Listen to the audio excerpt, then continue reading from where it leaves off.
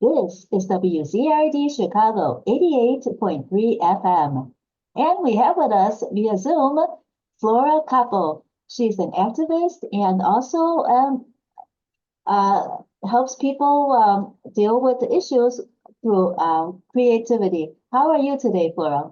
I am fine. Thank you so much. Flora, first tell us a little bit about your background, how you came to be an activist and what started it all. Long story. Actually, I was going to be an actress and a poet. I'm still a poet, but not an actress. Uh, but I went to school. I was living in New York, and I went actually to Brooklyn College for a degree in psychology.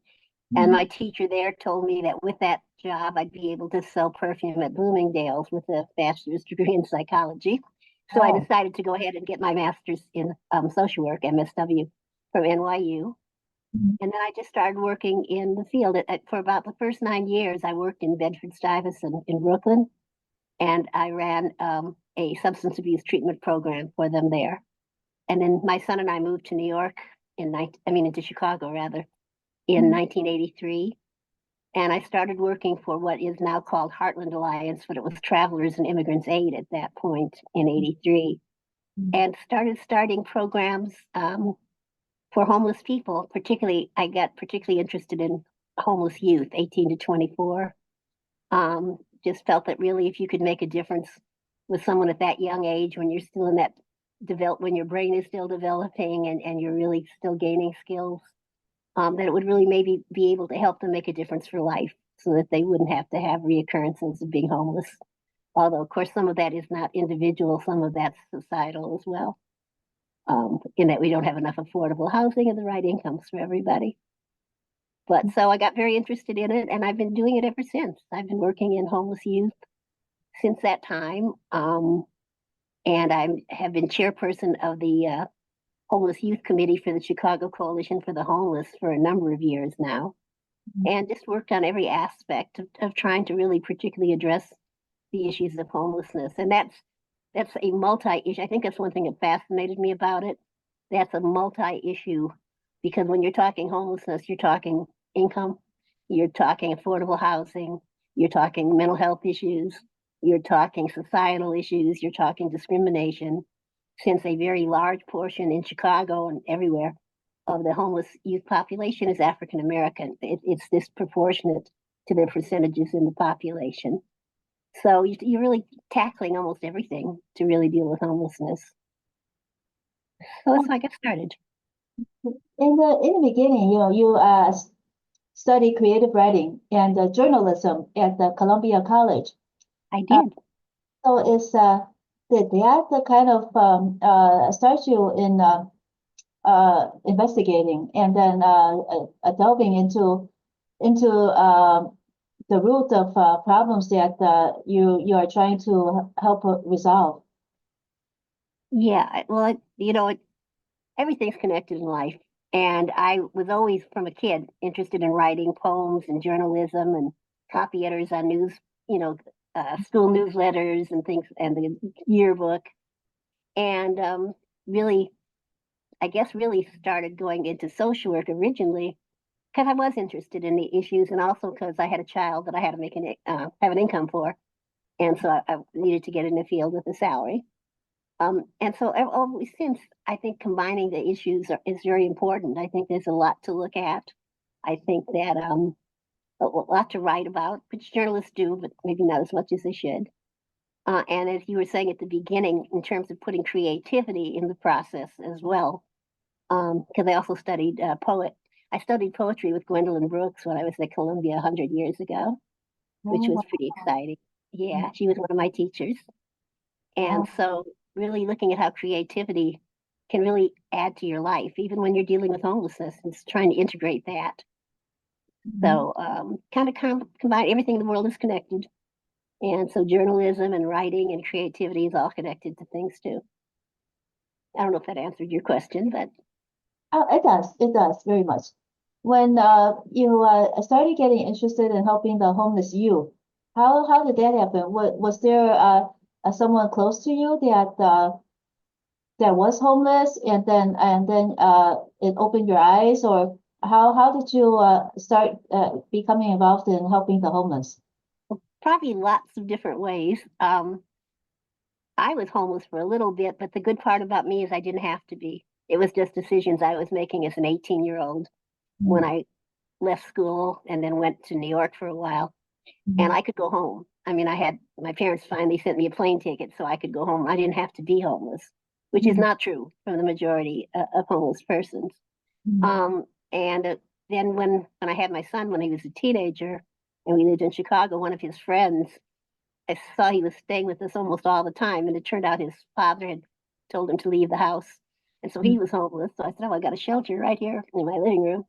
Um, and then when I worked for Travelers and Immigrants Aide, they were already doing some things with the homeless, but I kind of expanded the breadth of what they were doing. They were doing Travelers Aid was dealing with people who came here, and I think it's probably still Travelers Aid in other parts of the country. Here it's Heartland Alliance, but part of what we dealt with, people came here and got stranded, and so some of them were homeless. We had people coming in off the street. My first office was at Union Station, and so we'd have people coming in that didn't have any food, that didn't have any money, and they weren't all. So we started a drop-in center, and it wasn't just for youth, but it was. But I saw that we had a lot of 18 to 24-year-olds at the drop-in center, and when we were there, we tried to work with them so that they wouldn't be homeless, so that they would see what they needed for income, what they needed for getting into supportive housing. And it just seemed like that was such a good group to work with because they were at the beginning of their life, and they could get education. Not that someone at 50 can't get education, or 70, but they could get it for the rest of their lives. They could change their lives toward the beginning. And there were challenges with that too, because developmentally, your brain isn't fully developed till you're 25, 26 years old. So you're dealing with 18-year-olds and 19-year-olds that are dealing with a lot of things and still developing their brain and still developing who they were as people. And then most of them had dealt with a lot of other things, like they might have been in foster care and came out of foster care homeless. They might have had parents that had too many children and not enough income and not enough support. And when they hit 18, said, "You got it now. I've got all these younger kids." Or they could have had all kinds of different things happening to them. And it just seemed very challenging. If we could really make a difference with young people like this, then you could make a difference in their life forever, conceivably. And so that's what interested me. When you worked with travelers, why did they call it travelers again? What kind of travelers population were they helping, trying to help? It was I don't know if it still is or not, but at that time, it was a national organization, and they dealt with travelers, people like here, they had offices and they may still, I haven't been in touch with them for a while, have offices at Union Station. They had an office at the Greyhound bus and one at the airport. And people that got stranded, that people that sometimes it ended up living at the Greyhound station or something because they were homeless. People that had a crisis and they had to get back somewhere else. And then they dealt with immigrants too, back a long time ago. But they dealt with all kinds of different issues of immigration. And so I started working there when I moved here from New York, and then we expanded sort of the more local things, because that was a national organization, and started working a lot with homeless as well. And like I said, nowadays they changed I don't know how long ago, but a long time ago, they changed the name of the agency here to Heartland Alliance. Well, you first, in the beginning, you were involved in the arts, producing a play for colored girls with patients in a writing program. Was that part of part of another program, transitional housing program in New York? Well, in New York, yeah. All right. I've always been involved in the arts. My mother was a classical pianist and singer. I've always loved the arts. My son's father is a jazz drummer, was a jazz drummer. My son was Oprah Winfrey's music director. So I've always involved in the arts, and my family has been. When I worked in New York, and as I said, I did the clinical parts. of a substance abuse alcoholism treatment program in Bedford, Stuyvesant. And we use creativity there as well in terms of people dealing with their addictions and various other problems. And we did do a production with our residents, our patients for colored girls who have considered suicide when the rainbow is enough. And it had not too long had been on Broadway we're talking in early 80s, late 70s, early 80s. It had been on Broadway very short time ago at that point. And everyone was people in my program, and they had to be sober to do it. So in other words, they couldn't be still relapsing. And I had a terribly talented young actress, and the trouble is she had a relapse, and because of the rules, we couldn't let her do the rest of the play. But I think what was interesting is that that helped her motivate her, because she really cared enough about being in the play. So we did that there. It went very well. And the important part about it was for people to feel their emotions in a creative way, for people to be able to have their talents recognized and to just really participate in that way.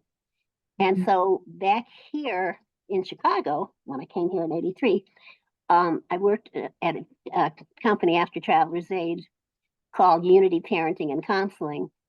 And we had a number of homeless youth programs over time. I started there in 89, I think. 90. I started there in 98, sorry. And over time, we had a number of programs for homeless youth. And we did that same play here in Chicago at a Y on Roosevelt Road. And it was really, it was all the young people were the actors, actresses, and the people that were the crew, because this play only had women on the cast. They were the crew were all young men from our program as well, and it was really exciting. It was terribly exciting. So I do like using the arts with the social programs. Was it under your direction that this play happened? Did you put the pieces together, or were you following the direction of someone else to involve these patients in a play, in something creative? Well, I wasn't the director of the play. We had people who actually had some experience at doing that, and I've never been when I was about 10, I directed a play for Girl Scouts, but other than that, I was an actress and a singer and all of those things. I was not a director. So as far as directing the play, we had people there that were experienced in directing plays, but I helped organize engaging some of the youth, motivating them to want to do this, making sure that it was a learning experience for them, that it was something they got out of this, that their creativity, that it was a good time to talk about your emotions in a positive way, because in fact, the arts are about expressing your emotions, and in a very good way, as opposed to a negative way. So I helped direct getting recruiting and motivating, but I didn't direct the play. Yes, what I really meant was that did you start the ball rolling so that the production would happen? Yes, I did start the ball rolling. And I think a lot of the people, when we had it in Chicago, back when we did that in Chicago, didn't even know that play. But I knew it left over from when we did it in New York ages and ages ago. They made a movie of it after that. So it is known now. And I just thought it was a good way. Is the movie of the same name? Yeah. Okay. And I can't remember who was in it now. I've got it. It was a really good movie, although I liked the play better. But the movie was very good as well. And I saw it several times. We'll look it up. When you came back, when you came to Chicago, you became the director of the drop-in, not the drop-in center. Let's see, Director of Support Services for Travelers. How did you get into that role? That's a pretty high position. What in your background? Did you come to Chicago to take on that role? Did you apply for it? Because that's a significant position. Or was it in your work in New York that influenced them appointing you to that position? Well, I was in New York. I was director of clinical services for the alcoholism treatment program that I worked in. That was Yeah. a program really that was part of Kings County Hospital in Brooklyn. Uh-huh. And I was director of supportive services there. When I started there, I wasn't. I was something else. I forget what. But by the time I left, I was director of clinical services. Mhm. And when I came here, I took the job to be I don't remember what my title was, but I was over the bus station office for people at Greyhound and Mhm. over the train station office and the airport office. So I did the staff there. So I don't remember my title, but it wasn't director of supportive services. And then while I was there, I started a bunch of programs. I did some grant writing to help them get the funds to do various and sundry programs, and then I oversaw those programs. So my title changed. So I got promoted from within after I was there for a minute.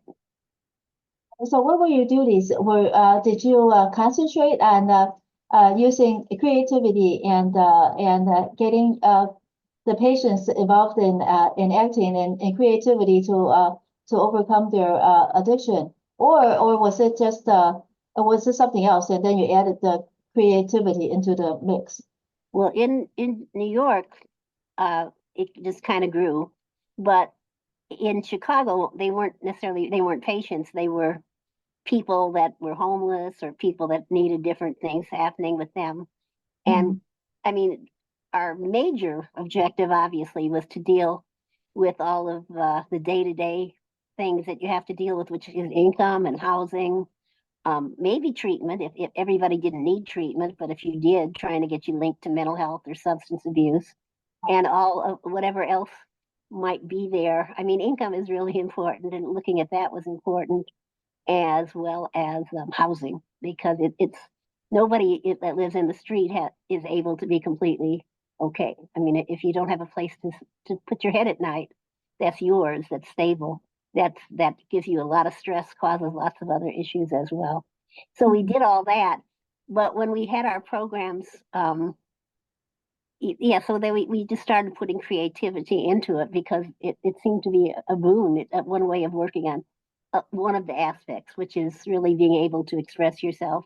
And it helped with communication skills and helped learning how to work as a team, because when you're doing a play, you have to work as a team. So it taught a lot of other skills that could be used in other ways. Everyone wasn't going to become an actress or a singer, but they could use communication skills in almost any job they got. They can use teamwork in most jobs you have. So there was a lot of things you can learn in addition to being able to be creative and get applause. It's nice to get applause for what you do. I used to, because we're dealing with young people, and Chicago has a lot of, still does, various things like gang violence and other things.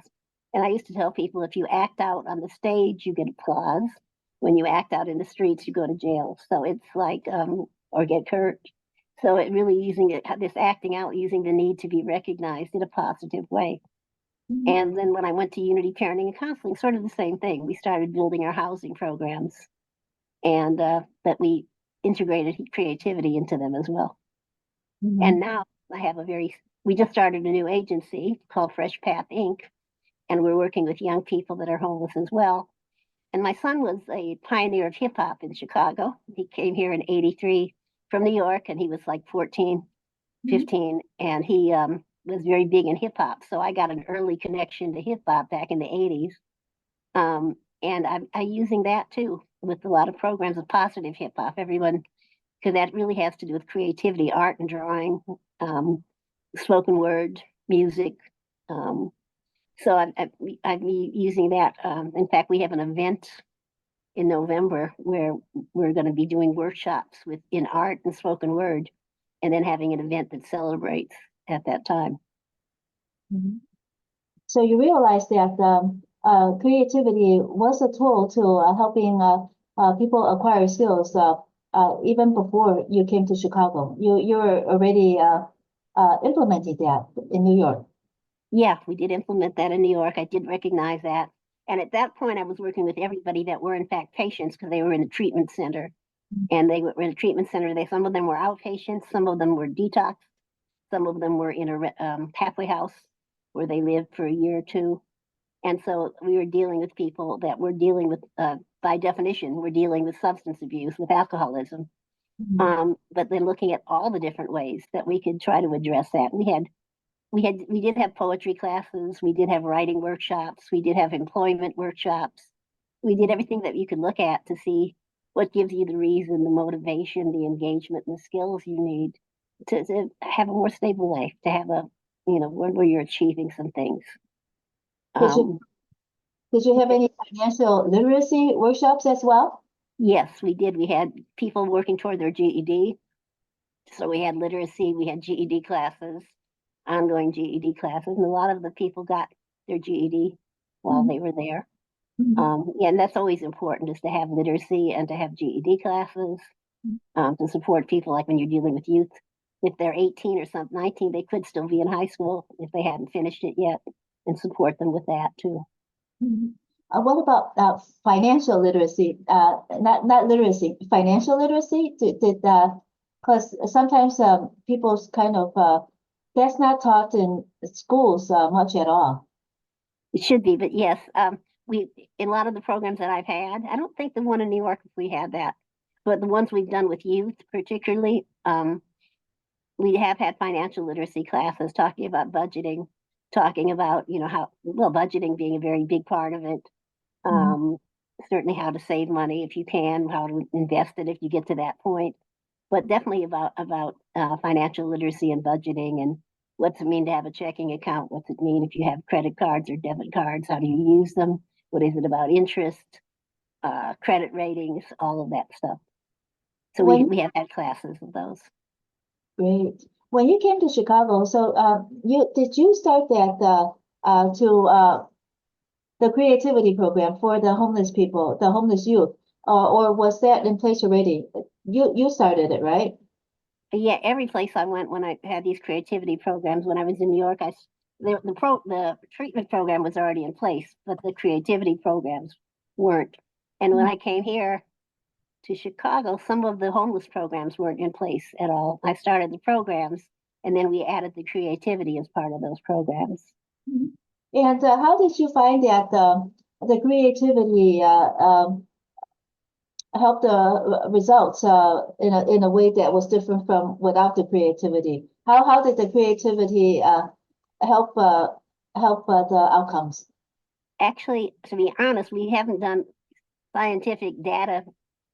I haven't done. I'm sure there probably have been in the world, but I haven't.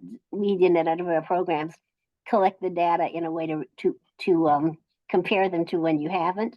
But that's really probably a really good idea. I saw in some people that we worked with the difference it made with them. But we didn't really do a scientific approach where you have to line up the numbers and make it neutral and compare them over time. We haven't done that, but I'm sure somewhere in the world they have. But I found it just not in a scientific way, but looking at the achievements of some of the youth we worked with, saw that it did make a difference. Could you give us some examples without mentioning names? Sure. Let me see.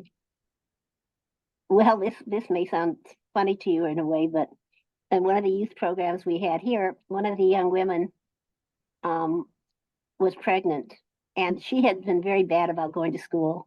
And I think she had dropped out, and she wasn't really working on her GED. And we were trying to teach, get her to be more involved in school and make more of a commitment. But she was in the play. She's not going to become a famous actress, but she went into labor and she had her baby. And she called me to beg me to let her come back in the next night, even though she had just had the baby, to be in the play, because she didn't want to lose her part. She didn't want to leave that gap in the play. And that showed a commitment that we hadn't seen before to her schoolwork. And we really tried to make that commitment to her, that you can make a commitment because you really made a commitment to this play.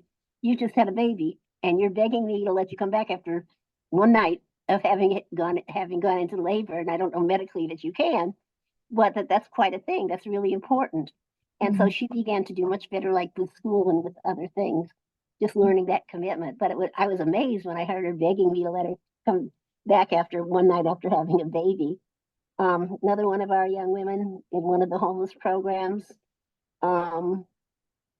went ahead and got, I think, her associate's degree. I think has her real estate licenses now, and also started her own film company. And so she used the creativity a great deal to do films. And I still think she's going to end up being rich and famous. She hasn't got quite there yet, but she does have a film company that's been recognized. She is a real estate agent. She is really doing beautifully with her daughter. And that came when at 19 she was completely homeless, living in her car. So And how old is she now with her film company? How old was she when she formed her film company from 19? probably about 24, 25. That's significant. Yeah. What, And wow. no, I was saying just got her real estate license. She's about 28 now. Uh-huh. Oh, good for her. And so you were a big influence in her. Does she come to you for advice? Not too much anymore. Sometimes I might want to come to her for advice, but I do talk to her from time to time. I think she's doing pretty well in the advice category right now. Mhm. What about the first young lady? Did the doctor let her go back to the play? Not the next night, but she did come back because we were going for a whole week, so she was able to come back for some of the. I've lost touch with her. I'm not sure how she's doing, but she was starting to do much better Mhm. after the play and after the pregnancy and after everything. Mhm. So what and then you developed this Cooper's Place. It's like a drop-in center for homeless adults in the West Loop. That Was that yeah. Go ahead. Sorry. so? Was that also were those clients also involved in the creativity program, or was that mostly a drop-in center?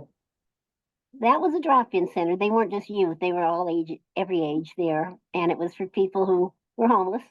That was with Travelers and Immigrants Aide before it became Heartland Alliance. Mhm. And we did start it, and we did a few. We didn't do a play or anything, but we did have like workshops, where they could look at like literacy workshops and other kinds of workshops. But we didn't, and sometimes people would come in, like we'd have resources come in and maybe have a class that had to do with writing but we didn't do anything like a play or anything. But they were more of a transient population. Some of the people came every day forever, but it was sort of transient too. Someone might come for one day. It was like a drop-in center, but they could come and get two meals and have a place to stay during the daytime. And actually, it was the Mhm. mayor came to visit us for one holiday. This was Washington. Washington? I So, think was the first black mayor of Chicago. yes, that Uh, that was Washington then. he Yes. came there. He came there for Thanksgiving Mhm. and visited with people, and they were very very excited about that. I remember that. Mhm. For a drop-in center, did they have showers and other support services? Like, did they at that time did they have help in finding employment and finding housing? Yeah, any drop-in center, particularly for the homeless. That was the drop-in center for the homeless when I worked at. And then we had at Travelers and Immigrants Aid, we had another one called Neon Street, Uh-huh. which still is, well, the housing portion is still around. And with Neon Street, it was for 18 to 24-year-olds. And we did do creative things there, and we had all kinds of workshops. And then we started a few housing programs for youth when I was at Travelers Aid Connect. And some of the kids from the drop-in center were able to get into the housing programs that got started. And I believe Neon Street is still around, not the drop-in center, but the housing programs. Mhm. Then after that, you moved on to what? Oh, a few different things. I did a little, just different. I started with at a few agencies, and then went finally in the late '90s went to Unity Parenting and Counseling, which I just left in 2023. I just left there last Mhm. year. And so Mhm. I was there over the years, and we started all kinds of different programs there, housing programs, not just for homeless youth, but mainly for homeless youth, Mhm. also homeless disabled persons, um, just a variety of different programs there. It says that it's a low threshold overnight shelter. So what does low threshold mean? Low threshold. It means that you don't have a lot of demands. They don't have to have a certain income.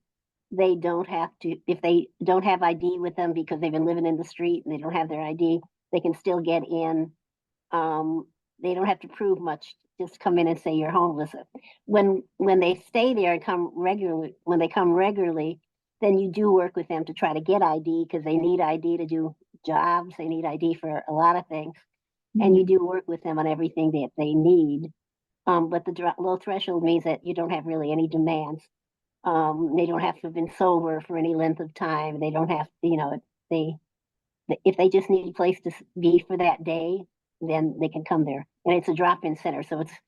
I think they just went to. I think they just went to. I mean, low threshold shelter rather. I think they just went to 24 hours a day. But when I was there, they were 12 hours a day. So but someone could be there like from 4 to, or, different times to different times. So they were open 12 hours. People would get their dinner. They could wash their clothes, take showers. But we would have some classes. We did have people come in and talk about literacy and working on your GED and financial literacy and different kinds of classes. And some creative classes. For a while we had a hip hop workshop where they were developing like spoken word and rapping, and they enjoyed that. A lot of them enjoyed that a lot, and mostly like hip hop workshops and just about anything you could do. But of course, when they were only open 12 hours, that means when people came in there, they were hungry and tired.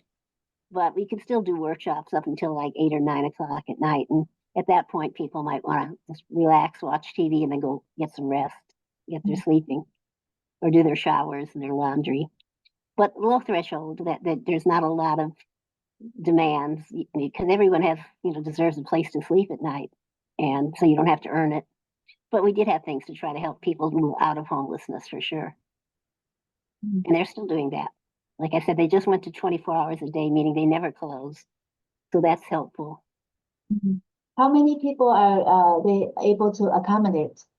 I think, as I try to remember it, I think it was 24 in a night. So any one night, we could have up to 24 people, beds for 24 people. Is there any, do you have to turn people away? Sometimes, not too often. It depends. Not too often. Are you able to direct those people to other places that would be able to accept them if they have to be turned away? Of course, yeah, definitely so.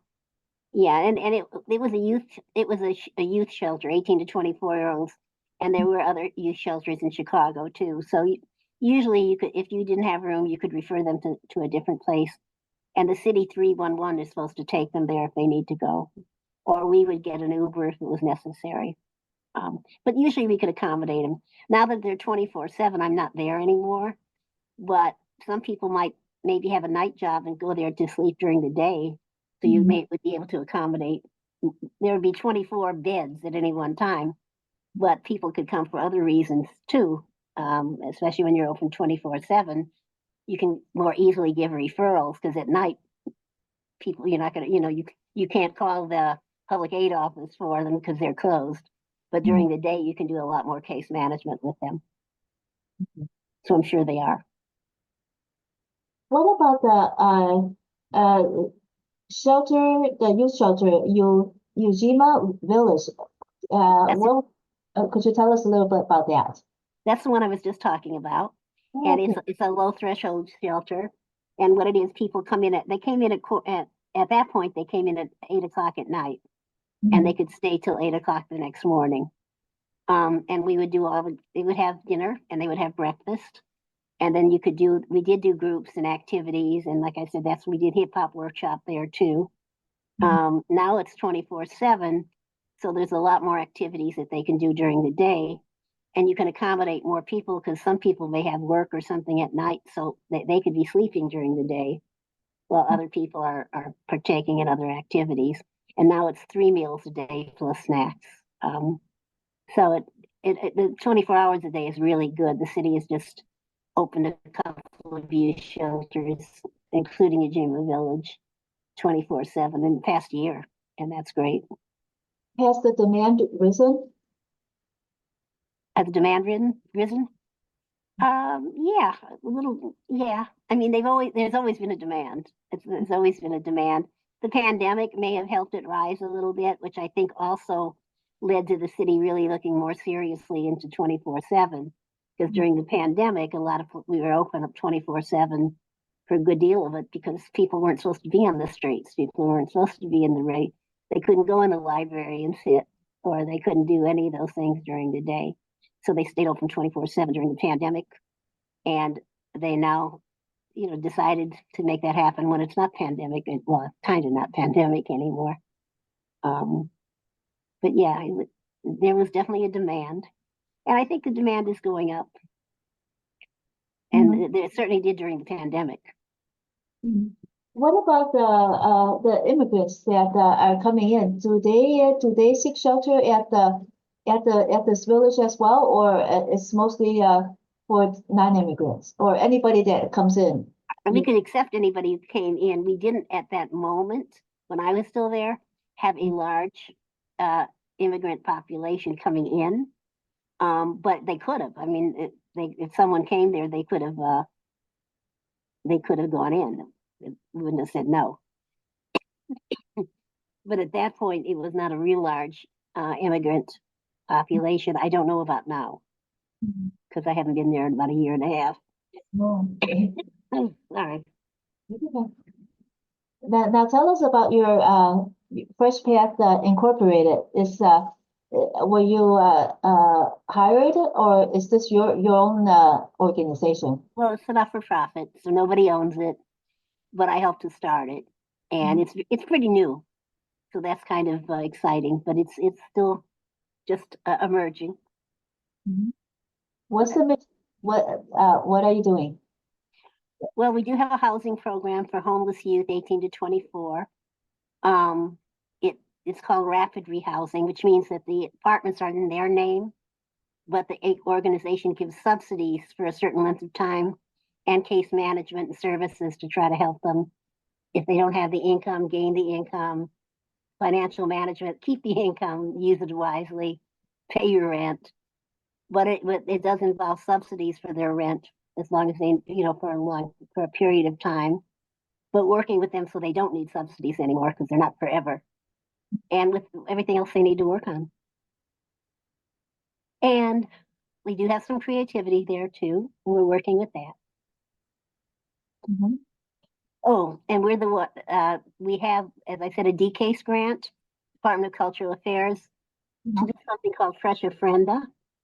And it started my son died 2 years ago of COVID, almost 3 years ago now. And his birthday was November 2nd.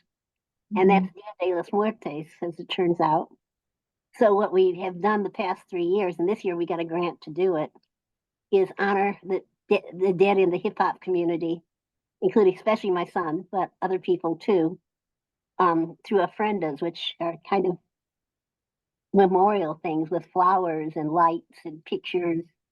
And this year, because we have the grant, we're going to do some workshops with young people in the community to make these ofrendas and to let them honor people in their family that may have died or other hip hop people in the hip hop world. And on November 2nd, we have an event with music, like rap music, DJs, spoken word poetry, and a contest for graffiti art that'll be posted there. And so that'll happen. And that event's in the evening, but the workshops will occur before that, and they'll be able to display their work at that event. And it's called Fresh Ofrenda. Ofrenda means what? I'm not sure, but it's like a memorial to people who have died, and it's like a memorial with like flowers and art, pictures, music. It's like an altar. Yeah, sort of. Yeah, kind of that. So that we're looking forward to that and hoping that's going to grow because the workshops will be good too. For the youth, young people we're going to have participate in the workshops. So we have that in a small program called HAF. It's from DCFS, and it's either parents when they're getting ready to get their children back, you help them find housing, and for young people that are going to transition out of foster care, age out because they're getting older, then you help them find housing, and we do case management with them after they've left foster care or while and help them find housing and income and all those kind of things that you may need. Mhm. So those are the three major programs we have right now. We're hoping to do more. So when you were at the Unity Parenting and Counseling, at that time you oversaw a foster care program, right? We had an foster care program. We had a whole bunch of homeless youth programs, housing. We had the shelter that you were talking about, Jama Village. Uh-huh. Yeah, a lot of programs there. But yes, we did have a large foster care program. They still do have a large foster care program. At Fresh Path Incorporated, in other words, right? You have a foster care program over there. No, not yet. We're hoping to get one, but we don't have one. The HAP program isn't really foster care. It's just helping people when they're leaving foster care, parents getting their kids back, or youth aging out, transitioning out, just What helping is them find housing. what is that program called? HAP, housing, it's housing something it stands for, but Oh, it's really kind of centered around finding housing for the youth, doing a little more than that, helping them find income. uh-huh. When they age out, we can still do case management with them for a while. Mhm. And with Go ahead. What is the acronym for HAP?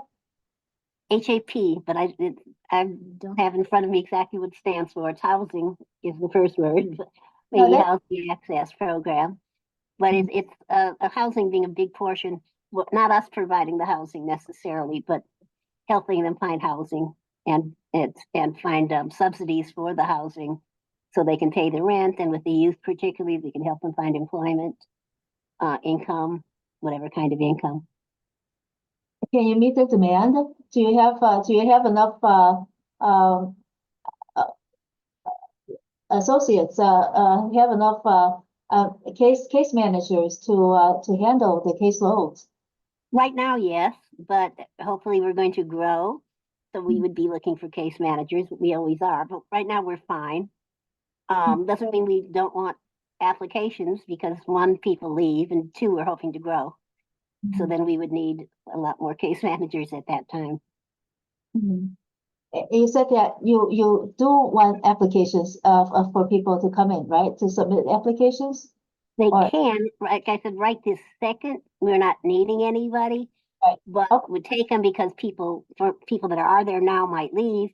But the Mhm. second is, as I said, we're hoping to grow. We would like to get a foster care program very much because Yes. we're very committed to trying to help youth succeed in foster care. Particularly we like working with everyone, but we think we're very special with the older youth because we have all this experience with the homeless youth, some of which were in foster care. But we, certainly foster care youth of any age. Mhm. So if that happens, we'll definitely need people, but we're not quite there yet. Do you do anything to help people with disabilities in the at-fresh care? Not well. I mean, we have to take if they came into the program, and we get the program from a special system they call coordinated entry. So Uh-huh. we don't, you can't walk in off the street to get one of our apartments. You have to come through that system. If they had a disability, we would work with them, but we're not specializing in any kind of disability program. And then Mhm. we'd have to make sure the housing we found was accessible because we're not renting the housing. We don't own the housing. We just help them find apartments in the community. So we'd have to make sure one of them was accessible for sure. So the coordinated entry, is that part of the 311 program when people call 311 for help with housing and then they get the case number? Is that the coordinated entry program? If they called 311, I would hope that they gave them the right phone number for coordinated entry, which I don't have in front of me. But there's a special phone number for coordinated entry, and you do an intake and try to they want to make sure that people are homeless when they do that, and they get other information about people, and then the coordinated entry then refers them to housing programs, particularly housing programs that are funded by HUD or the Mhm. state of Illinois. The coordinated entry program, after they get the information from them, then they link them to a program that has that has housing for them. Mhm. 311 is like if you needed the shelter, but they should have the phone number for coordinated entry too. But they're not the ones. They're not the ones that make the referrals. And coordinated entry, is that part of is that a city department? No, well, it's federal really. It's kind of complicated. The city department uses coordinated entry. So the Ah, city of Chicago uh, does have a department that deals with homelessness. They do fund shelters, and they do fund some of the housing too, mm, but they don't fund all the housing. But they definitely use the coordinated entry system. They don't run the coordinated entry system, but they use it to put people in housing that they're referring them to. They don't use it for shelter. That's just for like apartments. mhm, For shelter, like it's low threshold, you can just come in off the street. You don't need a referral for that. mhm. So the coordinated entry uses funds from the government, the federal Oh, government. it started with HUD. Now for the HUD, a lot of housing in Chicago, not the shelters. Let's distinguish not the shelters, but a lot of the other housing in Chicago is funded through the HUD Mhm, supportive housing programs. They have a variety of kinds of supportive housing. I don't want to it might take all day if I was explaining all of it, but and they require that people come into housing through coordinated entry. That's a national rule.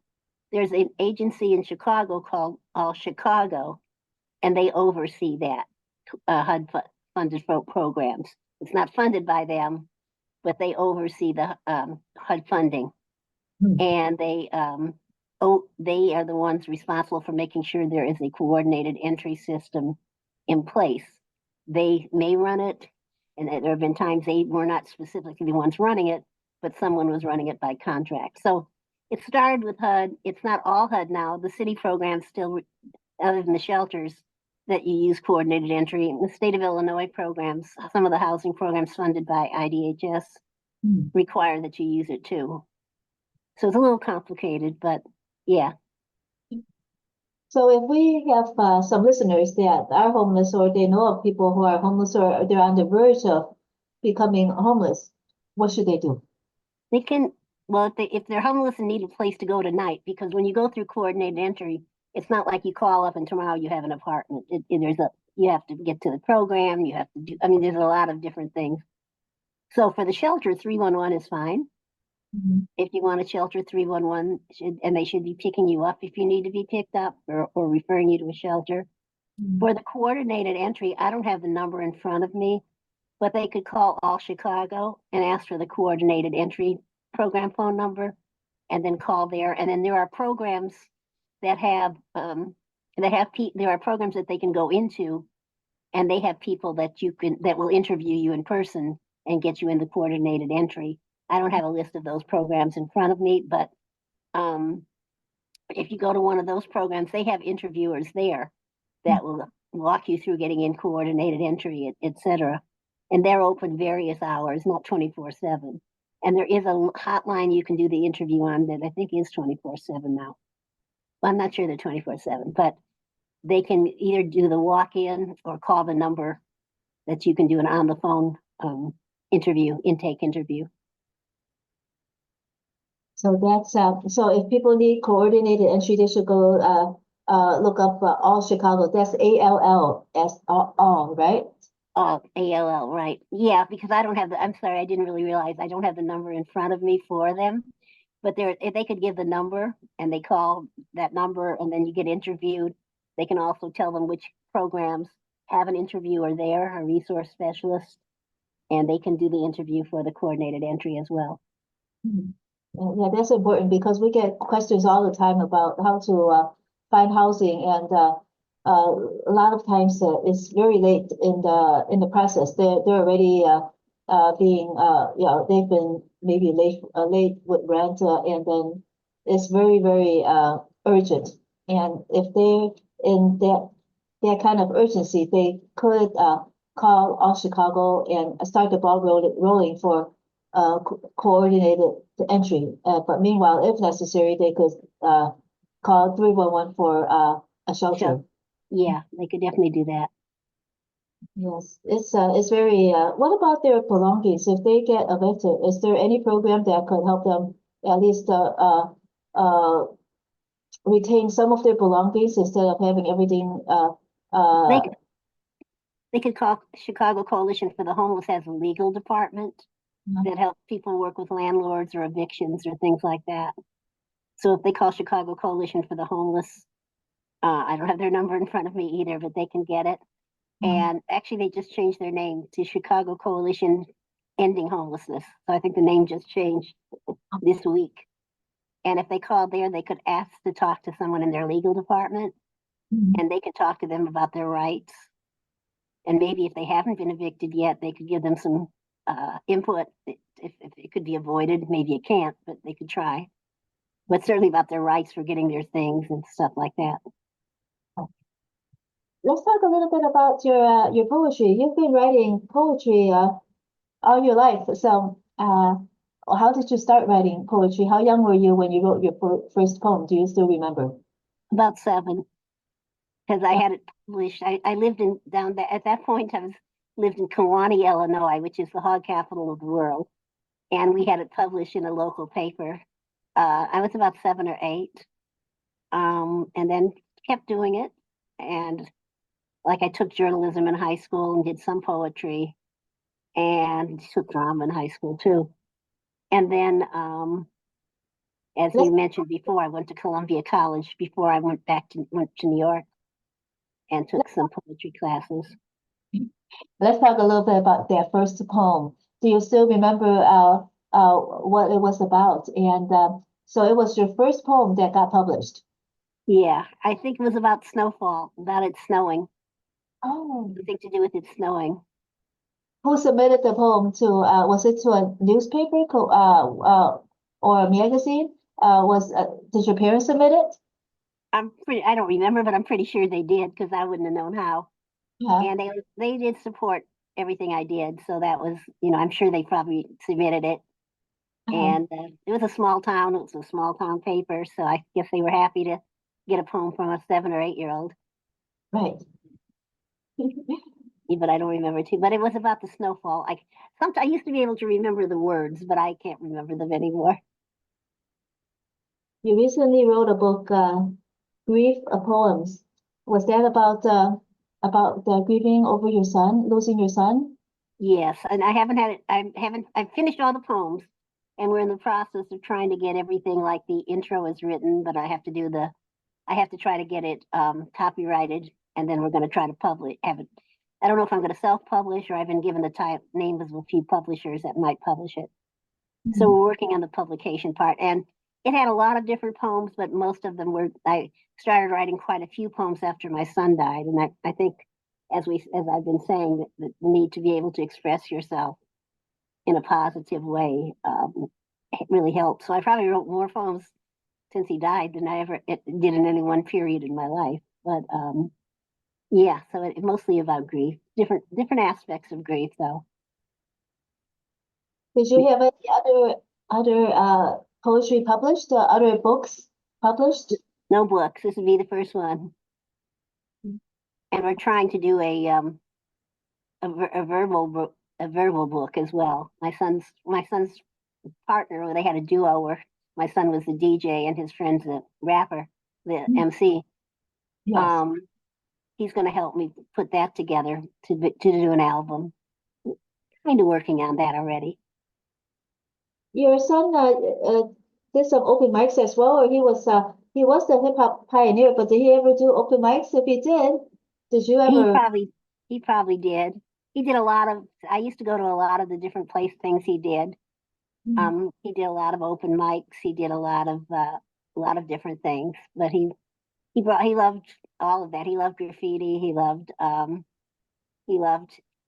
being a producer and a DJ. So he didn't really do open mics in that he wasn't the rapper. He wasn't the MC, but he did the DJing for them sometimes. Played the music, the beats and the music, and he was very good. Parker Lee Williams, your Parker son. Lee, Lee, Parker Lee Williams. He was named after Charlie Parker because his father is a jazz musician, and I love Charlie Parker's music. And so he got named after his father, Charlie Parker, and his father, because his father's name was Leroy, and his nickname was Lee. Did you ever participate in open mics with your poetry? A little, not a lot, but a little. And actually, since Parker died, if I go to an event, they usually want me to read one of my poems. Or on November 2nd, I would read some poems And what would at the event. that be? November 2nd, we're not sure where it's going to be. We're trying to get a room at Epiphany on Ashland. And so I hope we're going to get one there because it's really beautiful there if you haven't been there. They have a lot of music and good things coming out there. Mhm. So we're just finalizing that. Do you have a name for the event yet? Fresher Frenda. Fresh, Fresh, and a Okay. Frenda. Oh yeah, yeah. We spoke about that earlier. So that is the event. And if our listeners want to learn more about the event, about where to attend, and how would they find out? We're going to be putting that. We don't have it up yet. We're still working on our website, but we should have that done soon. And we're going to put it up on our website, and we're going to have it on social media in a little while, but it's not quite there yet. But it will be on Fresh Path Inc. website in probably about a month. Okay. And if our listeners wanted to follow you on the social media, where should they go? We're just getting that up too on the Fresher Friend. I'm not good at posting me. I do have a Facebook page, but I'm not real great at posting. So probably wait till our Fresher Friend comes up. Give us a month and it'll be up there for sure. And we will be able to post Fresher Friend, and we would love their participation there. We would love, because we're really trying to have this grow, not just the event itself, but the workshops leading up to it. But yeah, we would really love to have people more involved. So give us a month and we'll have our website completely wonderful. And we'll have a phone number. So if anyone wants to participate in helping with any of our programs, that would be great.